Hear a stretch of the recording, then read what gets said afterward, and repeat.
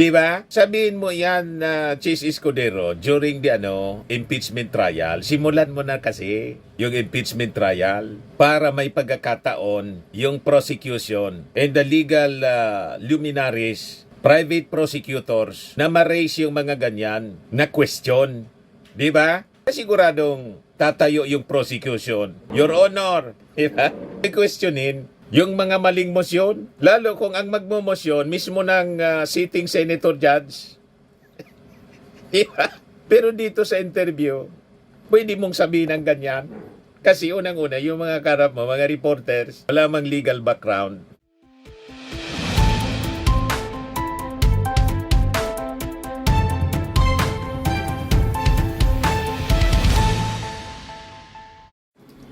Hello po mga kababayan, si Dante Maravillas, Bicolano, vlogger, broadcast journalist from Albay. Nagpa-press con si Senate President Chis Escudero. Sabi ni Chis Escudero, yung mga House prosecutors daw, mga stubborn, mga matitigas ang ulo. Bumanat mga kababayan, si Chis Escudero, pumisbak sa Congress. Yan sabi ni Chis Escudero, matitigas ang ulo. They make things difficult. Nawa na si Chis Escudero ng mga Duterte. Baliktad yata, Senate President Chis Escudero, yung sinasabi ninyo. Ang nagpapahirap po sa proseso ng impeachment, kayo. Ang sabi ng Constitution, napakalinaw. Trial shall forthwith proceed. Ang ginawa ninyo po, binalik ninyo sa Congress na dapat sana nasimula na. Unang-una yung sinasabi ni Tito Sen. Ay grabe niya, sabi ni Tito Sen. After na i-transmit, mga kababayan, yung articles of impeachment ng Congress sa Senado, ang ginawa mga kababayan ng Senado, nag-adjourn. Sabi ni Tito Sen, may 4 hours pa niya. Ano man niya kung nirefer yon after na maitransmit sa kanila, nirefer sa Committee on Rules. Hindi niya yun ginawa. Madaling sabi mga kababayan, pinatulog. Yan ang sabi ni Tito Sen, which is a violation ng forthwith. Di ba? Tapos ang nirason, mga kababayan ng Senado, adjourn na daw sila. Isabi nga po natin mga kababayan, may 2 pang araw na natitira sana. February 5, nag-adjourn. Sa kalendar nila po ng session, dapat February 7 pa, hanggang February 7 pa dapat sila po. Kinat short. Alam na ninyo, the rest is history. Pagkatapos, sasabihin mga kababayan sasabihin ni Senate President Chis Escudero, matitigas yung ulo daw ng mga taga-kongreso, ang House prosecutors. Pagkatapos, pinahihirap daw po ang mga bagay-bagay. Kayo yung nagpahirap po ng mga bagay-bagay. Tinituro ninyo yung Congress. Gumawa nga kayo ng schedule, calendar, June 2. Tapos, biglang nilipat ninyo sa June 11. Di ba? Talagang may problema. Pati yung pag-take off ng mga senator judges, imbes na gawin ninyong isahan lang, una kayo muna. Tapos, the following day, yung mga senator judges. Afterwards, magmumosyon man lang pala si Batong i-dismiss. Senator judge na nagmosyon na i-dismiss yung kaso. Na trabaho dapat ng Defense Counsel ni Sara. Dinastify pa mga kababayan ni Chis Escudero sa kanyang press con kanina. Ay ito, sabi dito sa report ng Abante News, pakinggan ninyo si Chis Escudero. Decision ng impeachment court yan. That is how things should ordinarily run. Gano'n naman talaga dapat yung takbo. Pero ulitin ko, wala naman pwedeng pumigil nga na maghain ng kung ano-anong motion na gusto nilang ihain na pagpapasa ng impeachment court as they come along. Pero ang Senator Judge, alam ko ba, nanungkana sila, ang bawa isang motion na Relax si Chis Escudero. Sa nakasulat nga, lahat na nagsasabing ganun. Saan ba nakasulat na bawal yan? Hindi, sa nakasulat na bawal yan. Saan yung batas? Hindi, iba yung opinion. sitting only as a judge, tapos yung defendant. Sui generis nga ang impeachment court eh. So, babalik ko ha. Lahat nung nagsasabing mali o bawal yung motion na ginawa ng isang senator judge, nasaan nakalagay na may mga motion na pwede, may motion na bawal. Ang nagsabi niyan mismo, yung mga batikang mga legal luminaries, constitutionalists, hindi man dapat yan ginagawa. Yung mga reporters kasi, hindi man makapag-cite ng mga probisyon ng batas kasi hindi man mga abogado.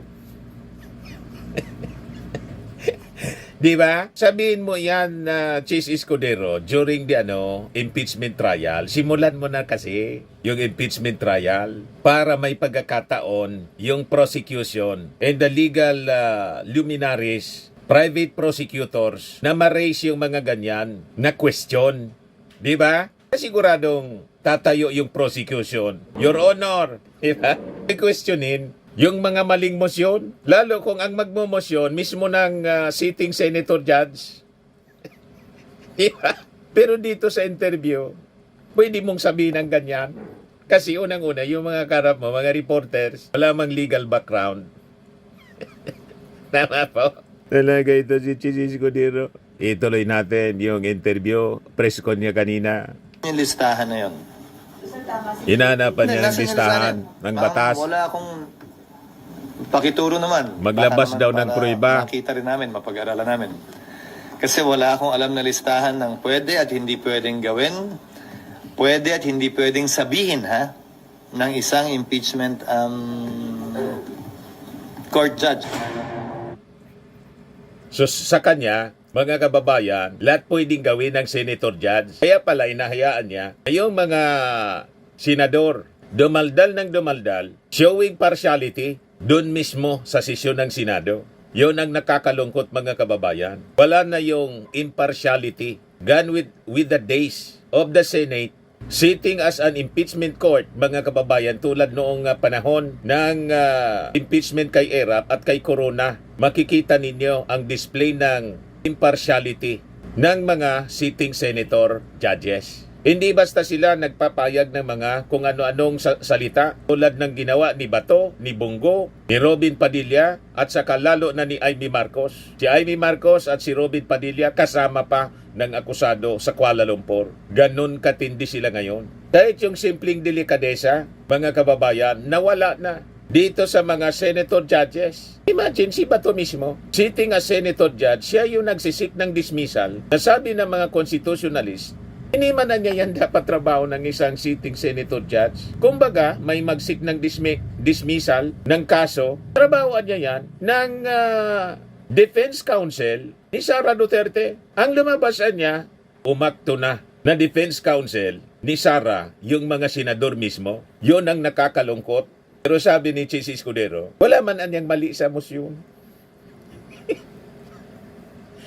Sabi ko sa inyo mga kababayan, naapiktuhan yung utak ni Chis Escudero, kababayang Chis Escudero, ng pagpakilay niya.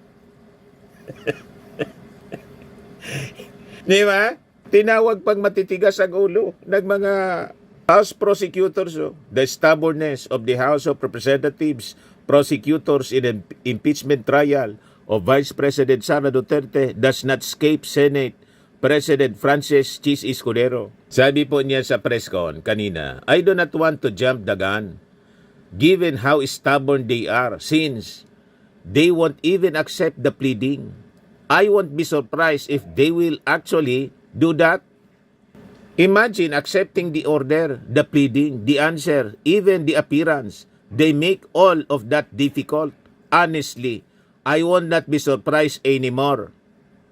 Sabi po ni Chis Escudero. Of course, hindi basta gagawin yon. Alam ng House prosecutors yung laro ng mga senador. Kasi alam ng mga House prosecutors kung saan nakakiling yung maraming senador.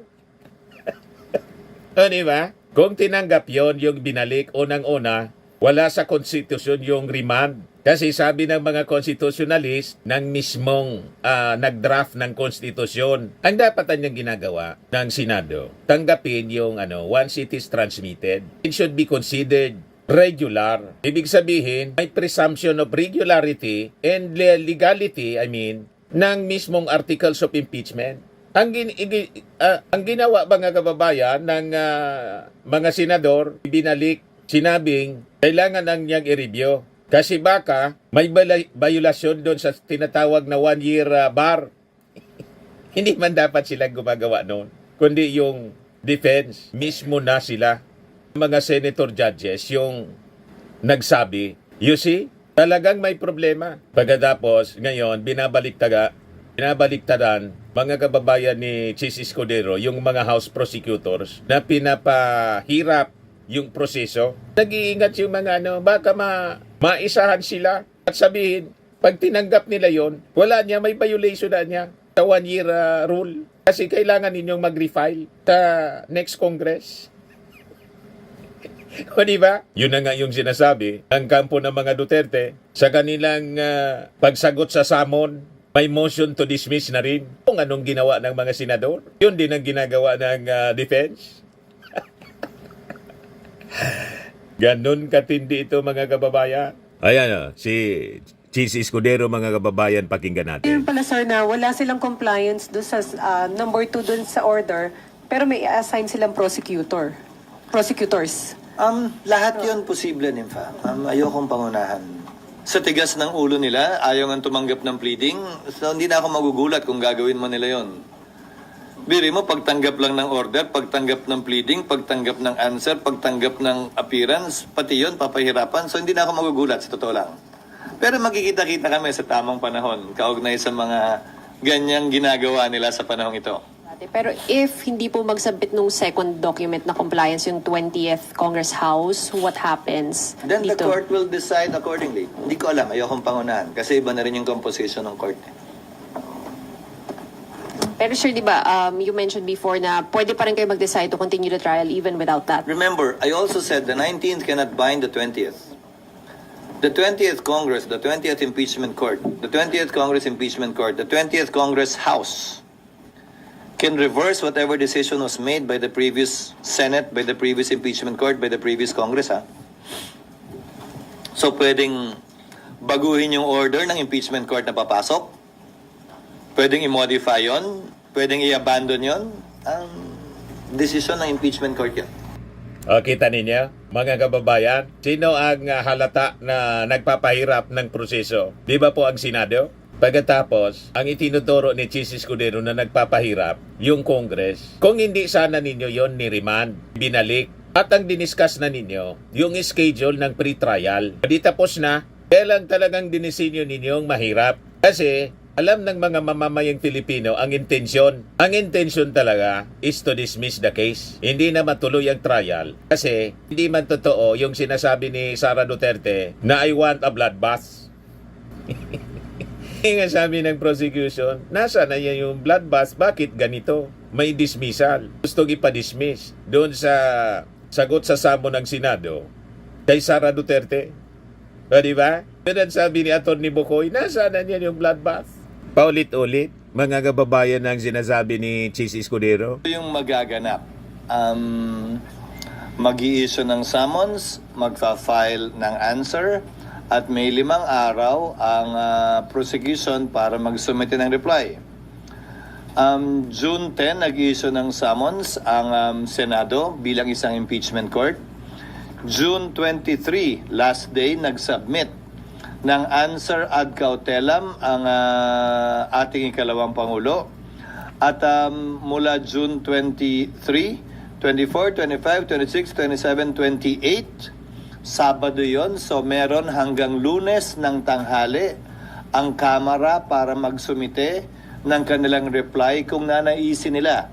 Magsumite ng reply, hindi mandatory, doon sa answer ad cautelam ni VP Sara Duterte. Ang bakit noon of June 30 dahil hanggang doon na lamang yung kapangyarihan at authority ng Kamara at ng mga prosecutors nila na magsilbi bilang prosecutor dito sa impeachment trial. Sir, Sabi ni BP Sara, hindi siya pwede i-compel na sumagot dun sa mga allegations o kaso na kapaloob sa articles of impeachment considering na yung Senate Impeachment Court ibinalik sa Kamara yung articles of Yun yung impeachment. nakalagay sa answer niya at hindi para sa akin na komentaryohan yun dahil korte, impeachment court na, ang dapat tumugon doon kung sakasakali. Hindi para sa akin na husgahan yon o bigyan ng kulay yon. Tinatanggap namin yung kanyang sagot at yung posisyon niya. At dahil doon, meron siyang motion to dismiss na noong una parang binatikuso ng tagapagsalita ng Kamara ang Senate Impeachment Court spokesperson dahil parang telegraphing or coaching the VP dahil nabanggit niya na yun ang pwedeng ang i-file ng Vice Presidente. Ulitin ko, hindi para sa akin na komentaryohan ang sagot ng Vice President. Tatanggapin namin yun bilang sagot niya doon sa summons na Doon pa lang sa tanong ng reporter, iniiba na yung sagot ni Chis Escudero. Ang tinatanong po, yung reaksyon niya, parang tinitelegraph na ng Senado yung dapat gawin ng defense, na yun man talaga yung ginawa. Motion to dismiss. Ano ba? Yun ang sinabi ni Atty. Tungol. Pinapangunahan na. Kaya nga sabi natin mga kababayan, doon sa mga previous vlogs natin, para yata si Atty. Tungol, parte ng defense team, hindi yata 16-man defense team yung kay Sara, 17 man yata, yung isa embedded sa Senado. Idagdag mo pa si Bato, si Bongo, si Amy Marcos, si Robin Padilla, at yung the rest of the 18 senators na bumoto sa remand. Formidable po ang defense team ni Sara Duterte, kasama yung Senado. Ay, buhay mga kababayan, kung bakit nagkaroon pa tayo ng mga senador na ganito. Sinalaula na mismo yung kanilang institusyon. The institution of the Senate, mga kababayan. Umiiwas sa pagsagot si Chis Escudero po. issue ng impeachment court. At hindi para sa aming komentaryohan yun na tama yun o mali yun. Hindi ba yung sagot? Yung reply na ibibigay ng Kamara sa sagot ni VP ay... Kung gusto nila. Pwedeng hindi. Pati naman yung answer, pwedeng hindi. What happens if hindi magbigay? Sa court na lang po sila What magpapaliwanag. happens kung hindi magbigay ng reply? Opo. Wala silang sagot dun sa sinabi ni VP Sara. Pero pwede pa rin po silang magpaliwanag pagdating ng impeachment trial. Hindi na wala yung right nila magpaliwanag or banggain yung sinabi ni VP. Tiyak ko pag-uusapan yon. Kung pag-uusapan yung motion na yon na nakapaloob sa sagot ni VP Sara, then bibigyan ng magkabilang panig ng pagkakataong ilahad yung kanilang argumento. Pero on a normal court, SP, pwedeng kunyari hindi magbigay ng answer pero sa mismong trial na sila magsalita. Pwede, hindi siya deemed or considered waived unless under exceptional circumstances hindi siya papayagan ng korte for being dilatory. Pero sa palagay ko, walang ganun dito. Isa pa, SP. SP yung ginagawa ngayon ng prosecution na halos maya't maya nagpe-press con sila. Ngayon pa lang sinasagot na nila yung sagot ni VP katulad kahapon sa kay Attorney Bukoy. Is that normal? Is that okay? Hindi po ba sila patatahimikin ng impeachment court? Sa ngayon, hindi pa siguro dahil hindi pa naman nagsisimula ang trial. Pag nagsimula na kasi ang trial, dapat lahat ng gusto nilang sabihin doon na mismo sa trial. Pero sa panahong ito, walang prohibisyon. Katulad ng mga tanong nyo sa akin ditong nagdaang araw, pwede ba niyong i-publish yung answer na binigay sa inyo ng Kamara base sa receiving copy nila? Walang prohibition na gawin yon. Pero pag may trial na? Ibang usapin kapag may trial na dahil pwedeng magbigay ng kautusan ng impeachment court na limitahan o pagbawalan ang mga parties sa kaso na magsalita. Pero desisyon ng impeachment court yan. Sir, ngayong araw daw, sasubmit na yung certification ng Kamara na dumaan sa tamang proseso yung articles of impeachment. So kapag na-submit yun, babawiin na ba yung decision ng Senate Impeachment Court na i-refer back yung articles of impeachment? Hindi, dahil dalawa yung kautusang binitiwan ng Senado, kung maalala mo. Pero yung second yata, mahirap nilang i-comply hanggat hindi pa nagko-convene ang Kaya nga 20th. hindi pa kompleto yung compliance nila. So, Dalawa yung compliance na hinihiling na impeachment court sa Kamara. Yung isa ay pwedeng mabigay ng 19th Congress. Yan yung patunay lumabag sa one-year ban, pinapaliwanag na hindi sila lumabag dito. At pangalawa, yung patuloy na kagustuhan na ipursige pa rin yung kaso mula sa 20th Congress. so yung decision na yon to refer back yung articles of impeachment, mananatili yun hanggang 20th Congress. That is the operational meaning of the order issued by the Senate Impeachment Court, yes. Maliwanag naman yun dun sa order. Sir, next week, di ba basically, technically parang 20th Congress na. So, mapapalitan na, sir, may mga prosecutors, pero may mga na-retain pa rin naman. Then, yung 20th Congress papasok na rin. So, paano po yung magiging process lang? Hindi yun question kung mariretain sila. Desisyon ng Kamara yon. Pero ang issue ay, ang authority, ang otorisasyon na binigay ng 19th Congress sa mga prosecutors, na re-elect man sila o hindi, ay hanggang June 30 lamang. Kailangan bigyan sila ng panibagong otorisasyon ng Kongreso na magsilbi bilang pareho man o magkaibang prosecutors sa ilalim ng 20th Congress. So, sir, kailangan pa ng plenary action pag ganon. Plenary action ang kinakailangan. Oo. So, basically, sir, walang prosecutors muna from June 30. Kaya nga, Pebrero pa lang sinasabi ko na sa inyo, di ba, dun sa mga nagmamadali, hindi pwedeng magpursige ang trial dahil walang prosecutors mula June 30 hanggang July 28. Di ba, noon pa sinasabi na natin yan eh. Hindi naman pwedeng mag-trial na isang panig lang. Sir, so given yun, sabi ka Problema na yun ng Congress, ng House Prosecutors. Kahit sa regular courts naman po, may records man kasi ng kaso, pwede yun ipasa. Halimbawa ako, may kaso, gusto ko magpalit ng abogado, pag-aralan yun ng panibago kong abogado kung hindi na kumbinsido doon sa dati kong mga abogado na humahawak ng aking kaso. In like manner, sa Congress, ganun din. At sa sitwasyon ngayon, mga kababayan, yung mga House Prosecutors, dalawa lang yata yung hindi nanalo. Lahat ng mga naunang pinangalanan na House Prosecutors, lahat nanalo. Idinagdag nga yung dalawang bago. Si Laila de Lima, tapos si Chil Jokno. So ano naman problema doon ninyo? Di ba? Transition man lang po. Kaya lang talagang ginawa ninyong mahirap.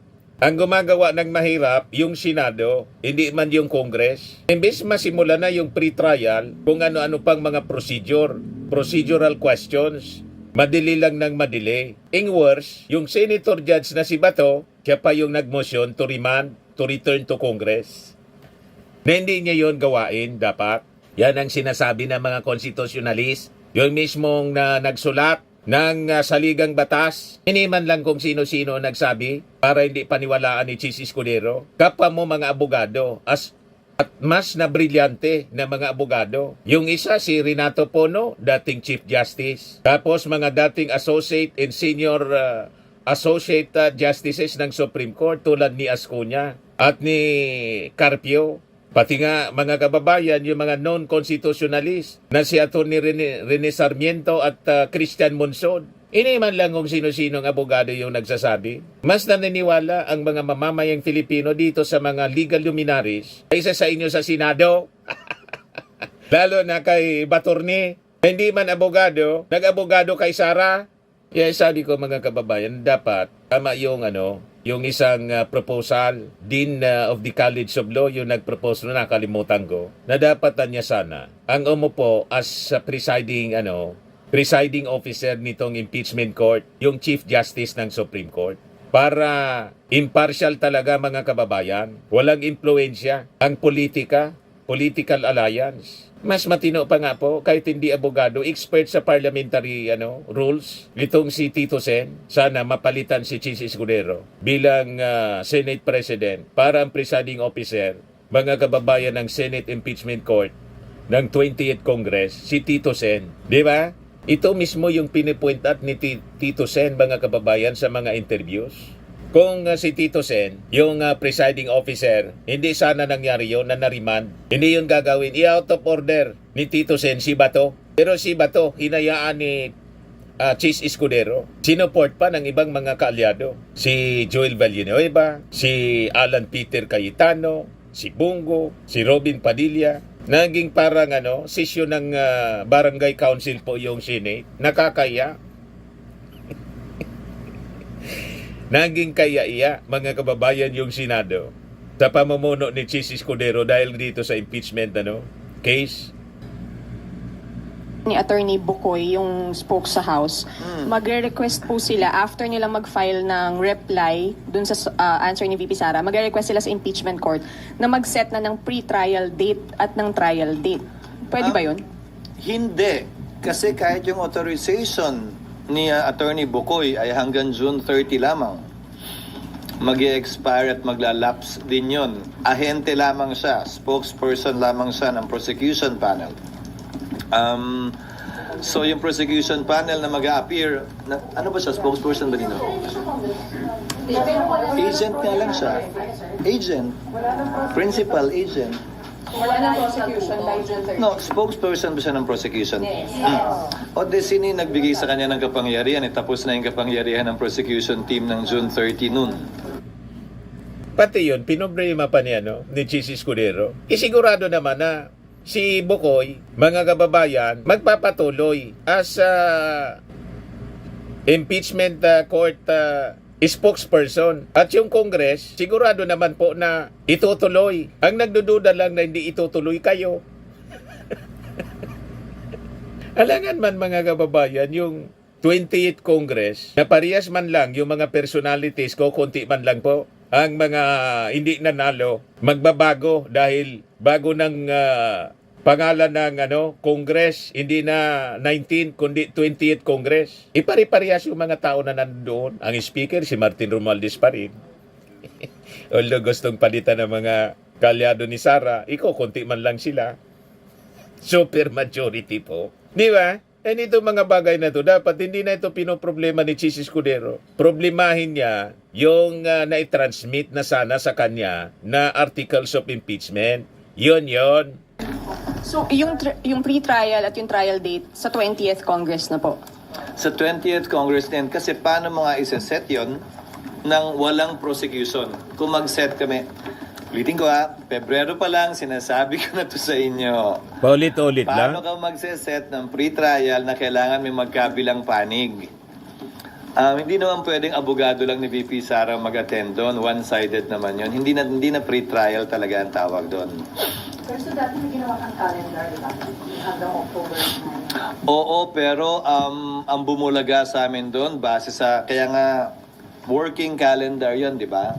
Ang bumulaga sa amin doon, yung authority nga, kasi iba kami, iba ang Senado ako hanggang 2028 pa. Pero yung prosecutors, yung congressmen, hanggang June 30 lamang. Sir, also sabi po niya ni Attorney Bukoy, yung ombudsman daw po, yung investigation nila hindi dapat magtuloy dahil matapos dapat daw po muna yung impeachment trial. Hindi Tama ba? para sa akin na komentaryohan yon. Hayaan na natin ang ombudsman na sumagot sa kanya. At tila yata hiwalay yung away na yon sa iba pang away na gustong pasukan ni Attorney Bukoy. Silang dalawa na lamang yun siguro. Nympha. Sir, ginagamit kasing defense, based dun sa answer ng Vice President, ginagamit nilang defense yung pag-return ng impeachment court dun sa articles of impeachment. Ano ba talaga ang ginawa ng impeachment court? Kasi ang claim nila is the articles of impeachment was returned, so there's no charges against her to speak of. There are no charges against her. Argumento yan ang isang panig. Subalit, I refer you back to the order itself. Pakibasa na lang po yung order dahil nakalagay naman doon, hindi ba? Return without dismissing nor terminating the case. Hindi pa nakalagay yun doon? So, ang sagot siguro, yung nasa order na lang, ang pagdedebatihan yan, kung may issue, pagbobotohan yan, kung sakasakali pagdating ng trial. But I cannot, even if I am the Senate President, bilang tagapangulo ng Senado, hindi ko pwedeng dagdagan o bawasan pa yung pinagbotohang order ng Senado. So yun lang ang masasabi kong sagot dun sa ganong posisyon. Basta sir, hindi nawala sa Senate yung charges, hindi nawalan ito ng jurisdiction nang dahil doon sa pag-return ng articles of impeachment Hindi sa ko House. pa, yun ang nakalagay sa order. Madaling sabi kasi, ang nangyari rito, gumawa sila ng problema na pinoproblema nila ngayon. Nasa kamay na nila, trinansmit na nila sa kanila yung articles of impeachment. Ang ginawa nila, imbes na simulan agad yung trial, as mandated by the Constitution, binalik nila sa Congress. Ang ginawa naman ng Congress, siyempre, bakit na niya kailangan ibalik? Kung kailangan lang naman certification. Nag-certify and dinefend nila yung pagtanggap ng mismong articles of impeachment. Pero dahil nasa ginawa ng Senado mga kababayan na ibinalik, nagkaroon ng rason si Sara na magsabi, ano man na niya yung sasagutin kung wala man sa akin yung binalikan niya sa Congress yung article. Pinasa-pasa, mga kababayan, madaling sabi. Yung mga sinasabi, tama yun, mga komentaris, na mga legal luminaries. Drinibol na niya pagkatapos, pagdating ng last minute, ipinasa-pasa. Pinasa. Yun din ang sabi ni Tito Sen. Imbis na i-shoot, mga kababayan, ipinasa pa. Ganon katindi itong mga senador na to. Anyway, antayin na lang natin, mga kababayan, kung ano yung mangyayari dito. Kasi yung sinasabi ni Chis Escudero, paulit-ulit man lang po, nakakainis lang. Ito naman po yung bago naming product na binibenta online. iGlow Serum Whitening po siya. Tingnan ninyo yung epekto sa aking anak na architect before and now. Yung mga inquiries po ninyo, dumiretso na lang kayo sa kanyang Facebook account, Riz Maravillas.